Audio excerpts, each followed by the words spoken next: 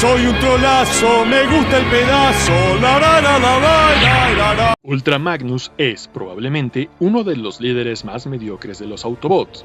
Soy tan solo un soldado. ¿Te das cuenta que el análisis va a ser malísimo cuando ni entienden al personaje del que van a hablar? ¿Por qué Ultra Magnus, siendo un digno jefe a los ojos de Optimus, fracasó en su tarea de liderar a los Autobots? Quizás es porque en la misma película se ve que la Matrix de liderazgo no lo eligió.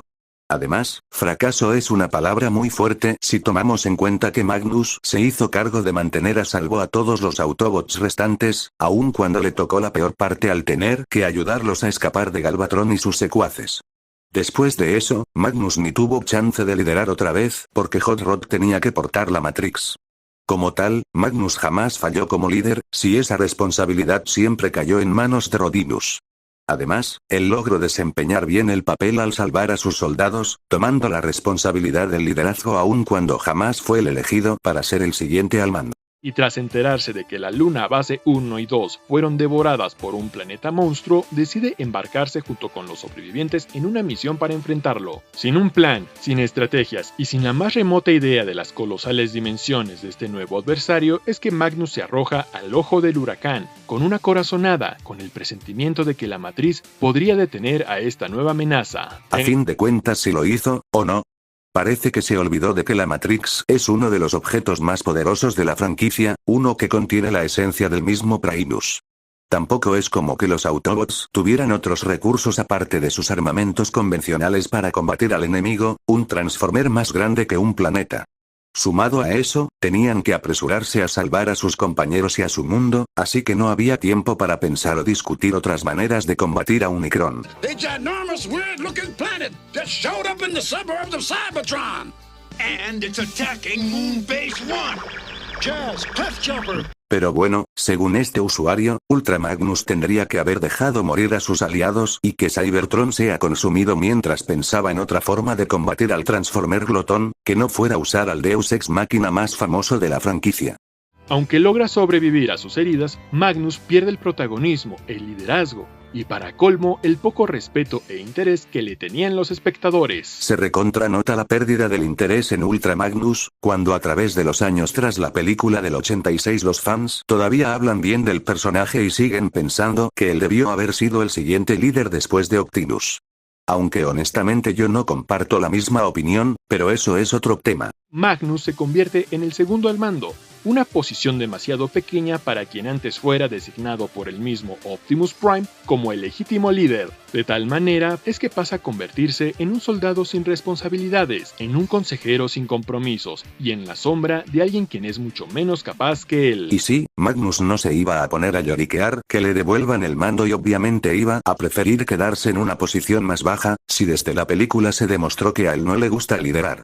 Lo que es entendible, porque ser el líder de los Autobots es una carga gigante que siempre le trae sufrimiento al personaje principal. También queda claro que este usuario realmente no se tomó la molestia de ver la tercera temporada de la Generación 1 si dice esas cosas, porque en la serie se ve que Ultra Magnus no solo enfrenta grandes obstáculos como el tener que detener a los Decepticons varias veces y responsabilizarse de las vidas de sus compañeros o de importantes reuniones para llevar a cabo la paz entre mundos, sino también tiene que encargarse de guiar a Rodimus para volverlo un mejor líder. Porque sí, contrario a lo que se afirma en ese video, Magnus no se quedó en la sombra de Rod, sino que el propio Rodimus se estaba quedando en la sombra de Optimus, sufriendo constantemente el peso de tomar las decisiones y dudando todo el tiempo de sí mismo, pese a ser el elegido de la Matrix. Ultra Magnus tuvo gran importancia en la tercera temporada de la Generación 1, no solo agarrando a golpes a Galvatron, sino también siendo un mentor para el sucesor de Optimus Prime. But you're doing a wonderful job. Trust yourself more, and in time you'll realize you're every bit as good as Optimus Prime ever was. Ya que estamos, me gustaría aprovechar este momento para también defender a Rodimus Prime, porque también se tomó la molestia de infravalorar a ese personaje.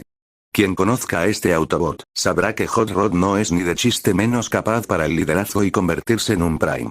Rodimus fue el salvador de todo el universo al destruir a Unicron, pero apenas estaba comenzando a ser el nuevo líder. Era normal que no pudiera lidiar con todas las cargas de ser un Prime. Aún así, siempre demostró tener la bondad y el heroísmo del mismo Optimus Prime. Simplemente no poseía la experiencia del líder anterior.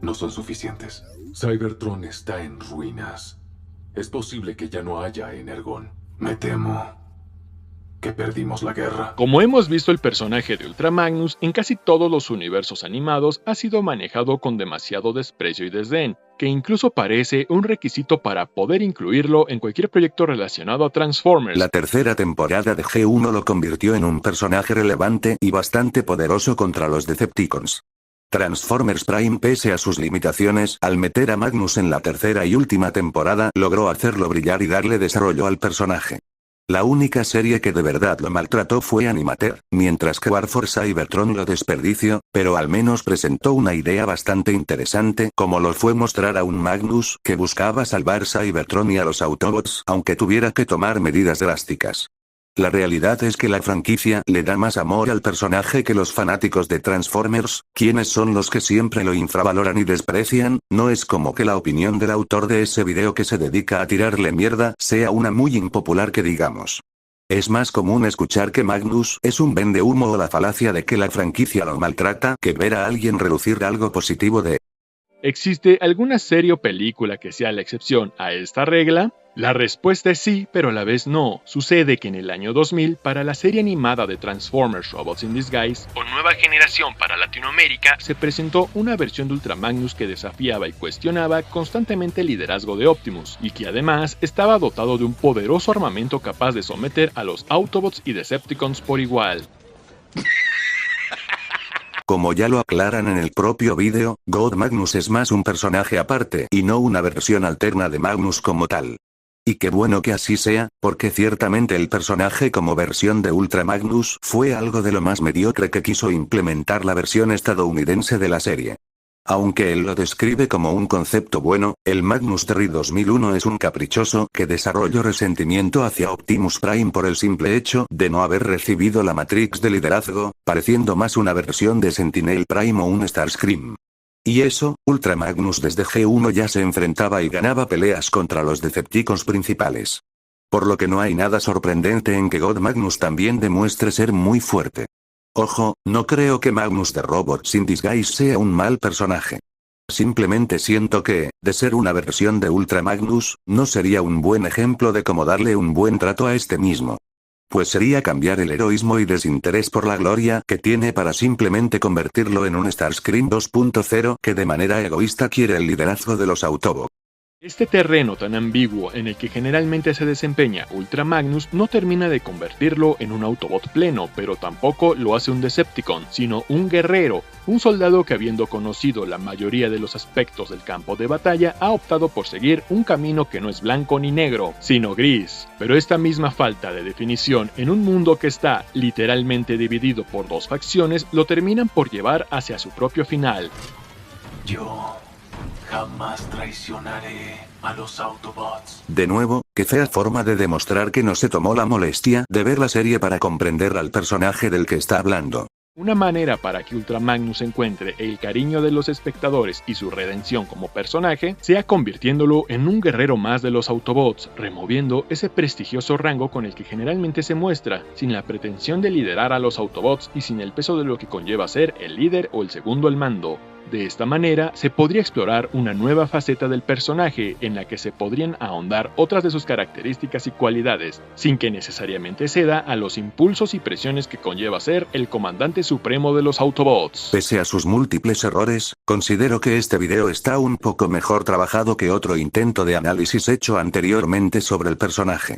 Pero aún así, termina siendo solo otra forma de basurear a Ultra Magnus, omitiendo elementos y acciones del personaje en varias series para poder infravalorarlo, enfocándose en el simple hecho de que no posee ni quiere poseer el liderazgo Autobot.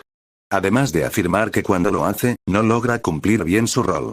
Pero es falso, porque es la trama de cada historia la que deja al Autobot rápidamente fuera del liderazgo. Si quieren ejemplos de Ultra Magnus desempeñándose bien como líder, están los cómics de Dreamwave, donde Magnus logra poner un alto a la guerra en Cybertron y vencer a los Decepticons. Pero lo importante realmente no es el rango que tenga el personaje, sino la manera en que lo escriben y cómo se desenvuelve en la historia, y créanme cuando les digo que el fandom está muy errado en pensar que la franquicia lo maltrata casi siempre a lo largo de distintas encarnaciones. Aun cuando fans de Transformers siempre traten de hacer menos al personaje.